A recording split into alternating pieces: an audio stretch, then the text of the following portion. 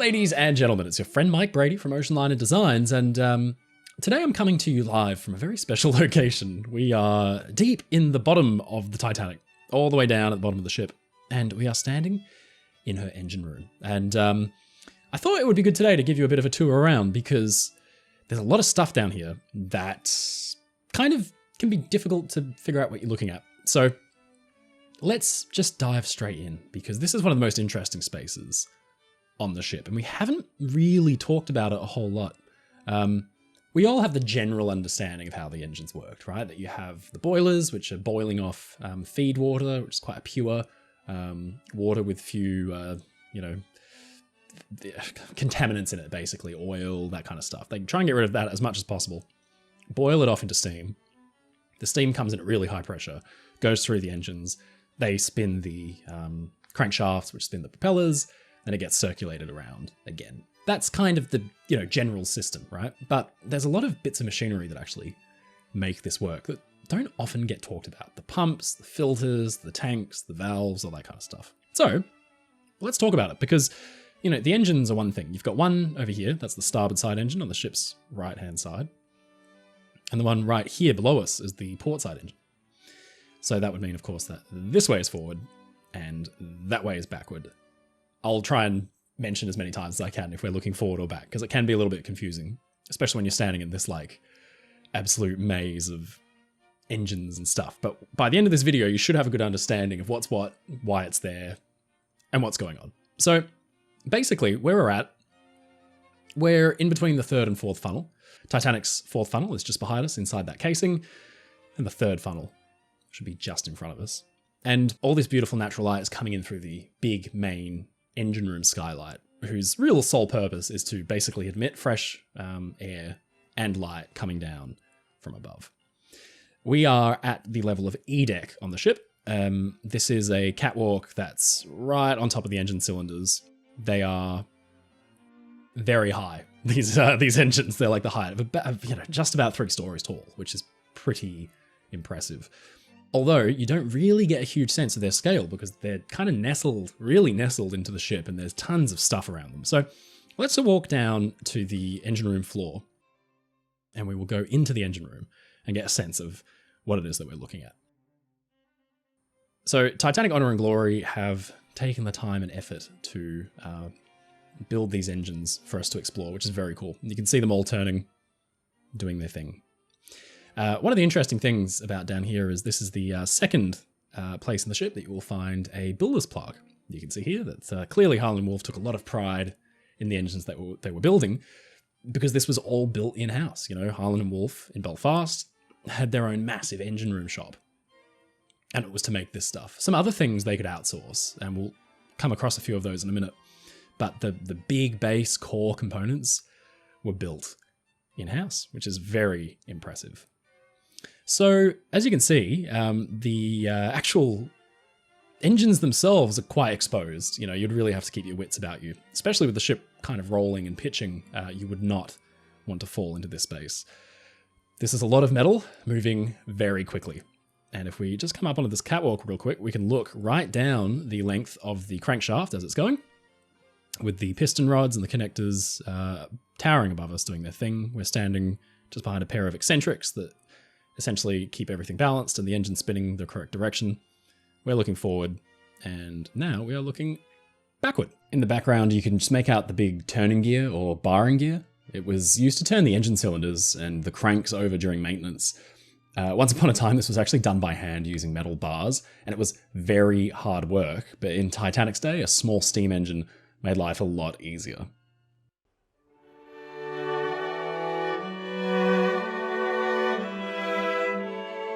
Interestingly, probably the best recorded bits of machinery are these triple expansion steam engines themselves. But what I've always been interested in is the other stuff that's kind of around them, because if you peek through here over onto the ship's starboard side, you're going to see a lot of things, a lot of doohickeys, like this thing here, valves and stuff. It all does really important stuff. So we'll talk about it. First of all, let's get our bearings. What is happening? So basically, this is the forward end of the engine room, and you can see here the starting platform, as it's known.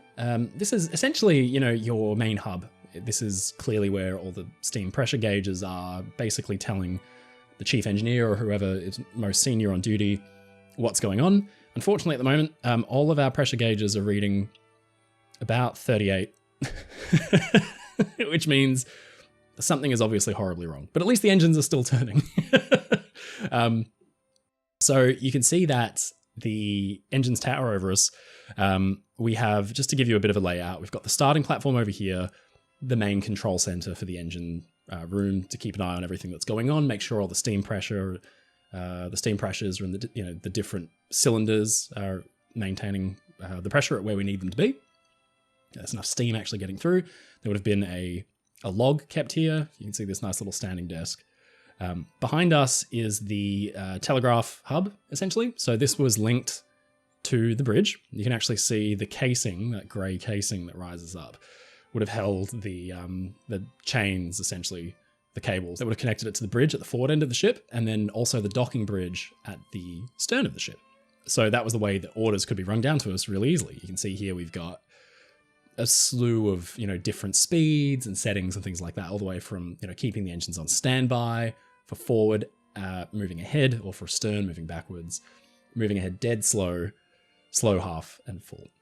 So these are really important. You can see that they're also rated for each engine. There's one for the starboard engine, and over here, this one should say in red text, although we can't quite see it, port engine. So each engine could be run at different speeds as well, depending on what the bridge wanted them to do. So that is giving us our orders, and then behind us is a very important and very cool sort of modern addition to the ship. It is a telephone station. So from here, the engineer could connect with all the various different parts of the ship they might need to get orders from. They could talk to different departments and things like that, because there are other pieces of machinery down here that don't pertain specifically to the ship's main engines. But anyway, we do have a bank of telephones here, which are really useful for getting in touch with, Captain Smith in his sitting room, the bridge, the crow's nest, wherever you need to get your information. The engine room is a long way away from the forward end of the ship, and we have no eyes down here. We can't see really what's going on. Of course, behind us, we have the bulkhead, big watertight bulkhead. You can see it goes all the way up here. And that leads through to the turbine engine room, where the Titanic's central turbine is doing its thing above half speed. We'll talk about that in a minute.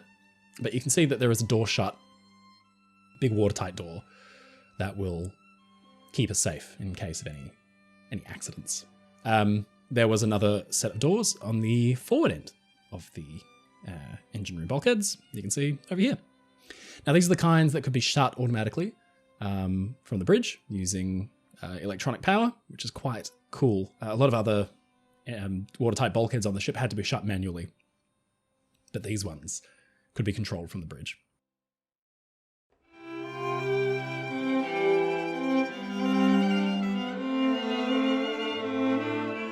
The first thing we need to kind of get our heads around is, where is the steam coming from and what's it doing? So you can see directly above us,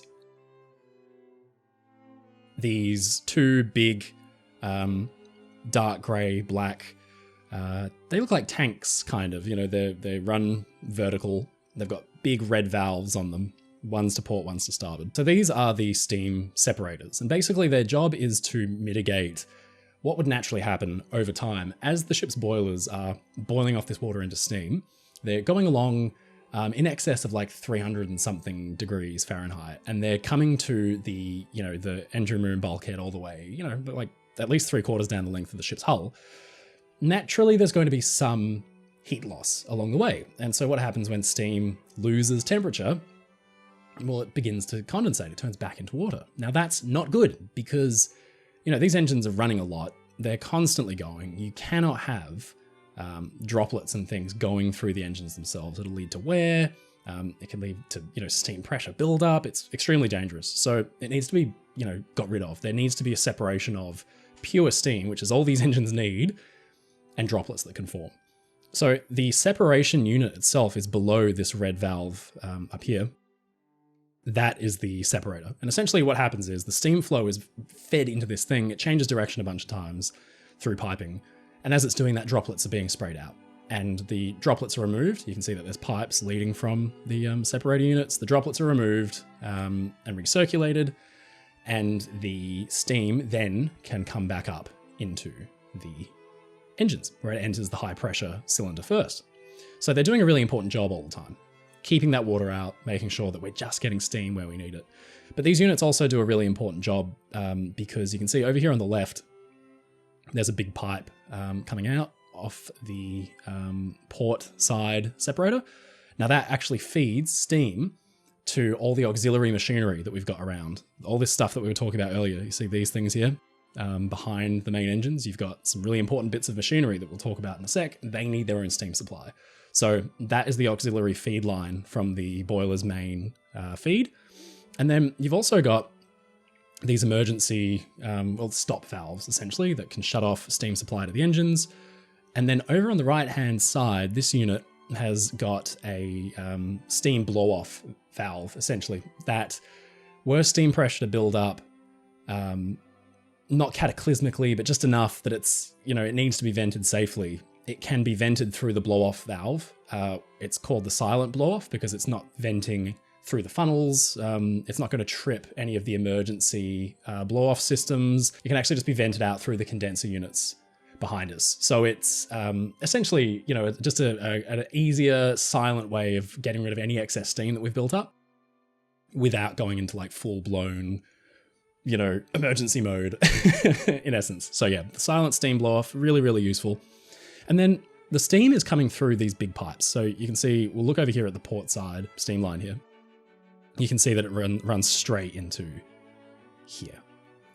It doesn't go into the first cylinder, as you might expect. It bypasses that one, and we'll explain why in a sec. It comes in here. So Titanic had 4 cylinders, interestingly, even though it was a triple expansion steam engine, because she had 3 different pressures that these cylinders were running under, but she had 2 low pressure cylinders. So essentially what's happening is the steam is coming in through, obviously it's been got rid of any of the droplets or anything like that. It's pure hot, high pressure steam. It's running it as it comes through to the high pressure. I've got the exact figures written down next to me. As it goes into that high pressure cylinder, it's coming in at about 215 PSI, and it's very hot. And then obviously it expands within the cylinder, which drives the piston, drives the crankshaft.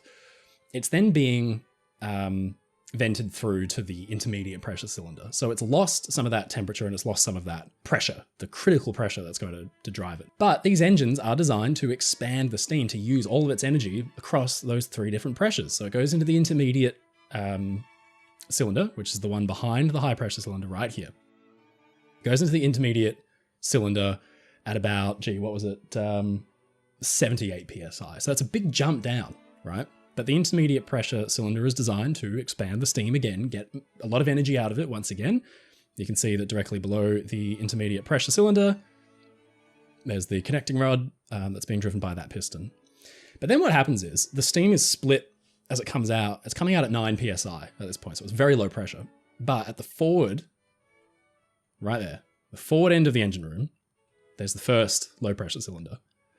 And at the after end is the second low pressure cylinder. So that steam is coming through these, these low pressure cylinders are fine. They can expand the steam. They can get the energy out of them at 9 PSI. By that point, basically most of the steam's pressure is exhausted and it's only running out of those at about 1 PSI. Basically, it's gone through the engines and all of the pressure that could be drawn out of it has been at all those different stages, 3 different stages. The engines had to be balanced, basically. They had to, the vibration had to be kept to an absolute minimum because these are pretty complicated bits of machinery. There's a lot of parts of metal that are moving very quickly.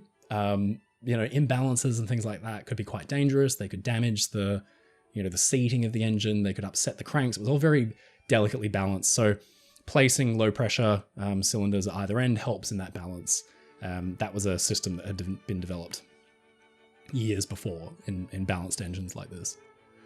So they're doing their thing. I won't go too much into how this part of the engine works, but you can see, as I mentioned, the eccentrics doing their thing connected directly to the shaft here. I mean, their job, as I said earlier, is like mainly to keep balance, to keep the cranks going in the correct direction.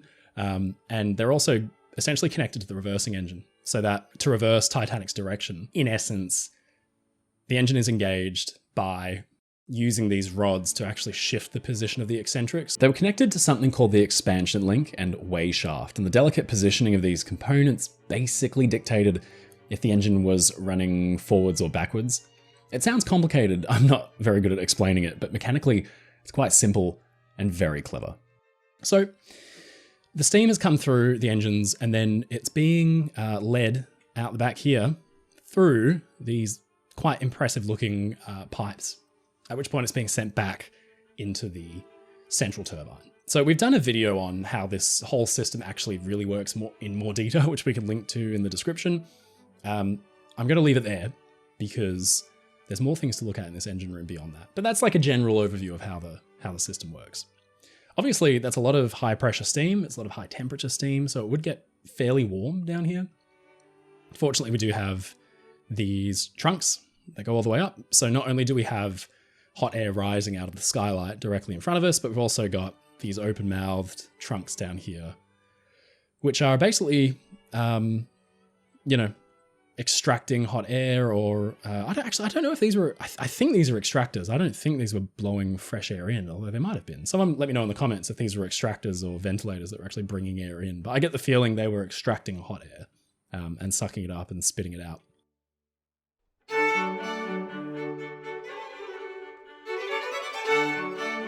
So obviously most of this room is dedicated to the main engines and Titanic's propulsion system. But there is actually, on the port side of the ship, at the left-hand side, you can just get a glimpse through here at this giant wheel and basically a little steam engine.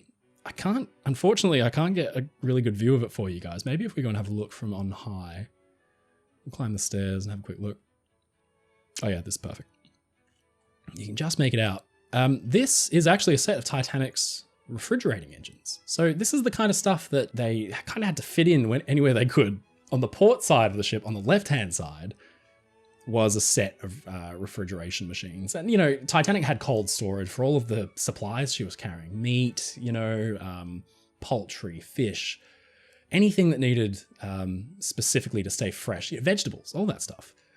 It was basically powered by these engines down here.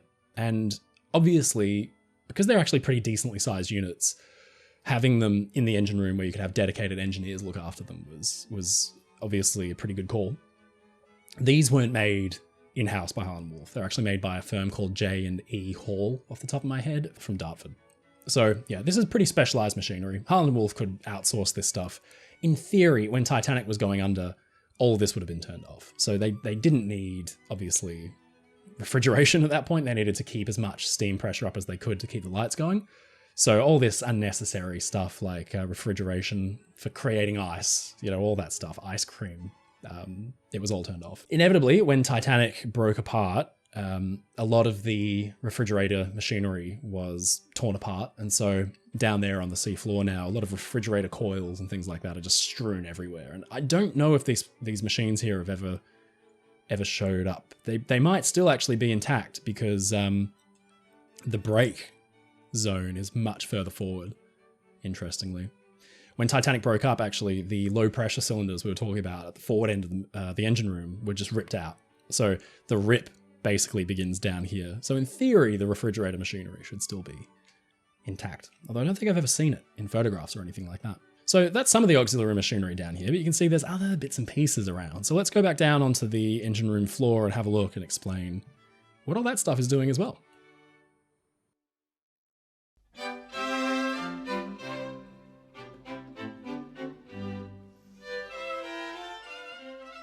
So we're back down at the starting platform and we're going to go over here to the starboard side of the engine room because over here is where you can find a lot of these bits of machinery that if they look like pumps, you'd be absolutely correct. So this bank here at the forward end, these are the main feed pumps. So their job is essentially to circulate the water, the feed water throughout the system.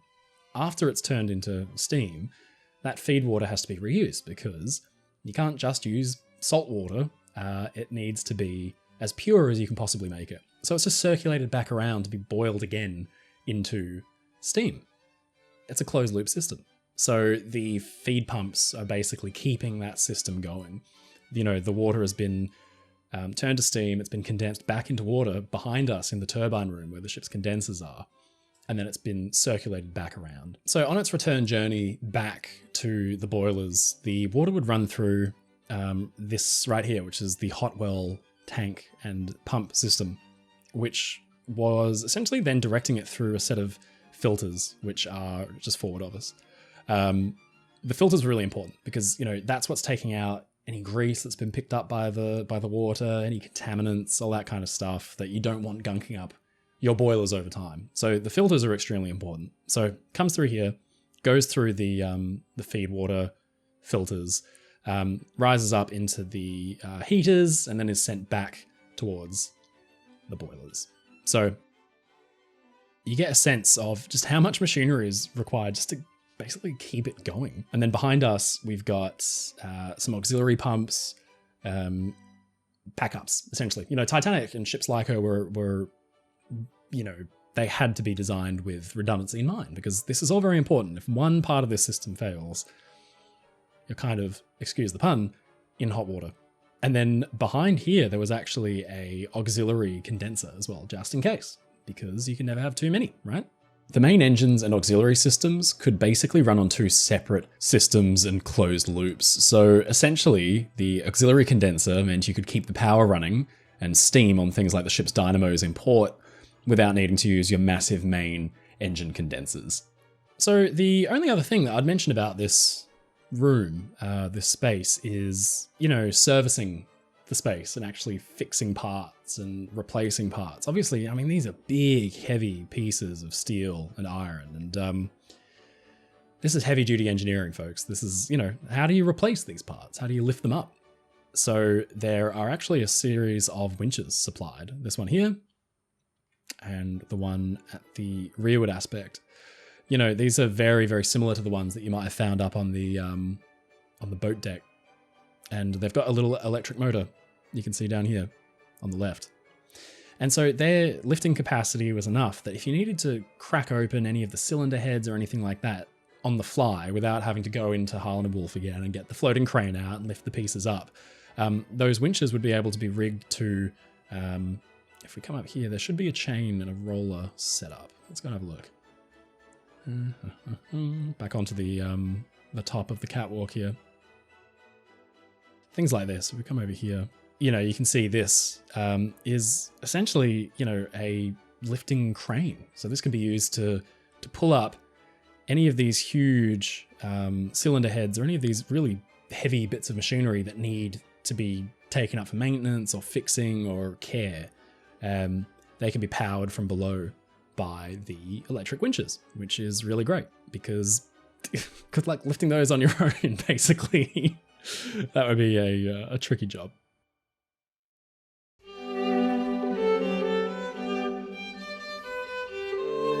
The other thing about this forward aspect of the engine room that we can see is now we get a really good view of the direct contact heater. So the purpose for this was essentially to raise the temperature of the water back up for efficient boiling when it got back to the boilers. So before it got down to the weir pumps or any of the stuff we were looking at below us, it would come through here on its way back from the condensers. And I think the temperature was raised to something like 230 degrees Fahrenheit. So it was still quite hot even on its return. And then it could be circulated directly back to the boilers. But the good thing about having it set up here was that it's gravity operated. So, you know, you're relying on pumps to circulate a lot of the water, but actually having gravity doing some of the work will always keep pressure in the lines and make just things run a little bit more efficiently. There's still F deck, G deck, the old op deck, and then the tank top. So, you know, this is like 4 or 5 stories up. So you've got, you know, some pretty decent gravity pressure assistance happening right there. So that's kind of it. That's a general layout, quick tour of how the engine room was laid out. Now you've got a pretty decent idea of what all the different things are, why they're there, and what they do. There are people who know these engines inside and out. One of them actually works for us and is making the engines for the Empress of Ireland for our own virtual experience, Grand Voyage. I'm sure we'll actually get Ethan on at one point for a live stream because he will be able to talk about this stuff endlessly, and I'm sure he would happily correct anything I've got wrong in this video.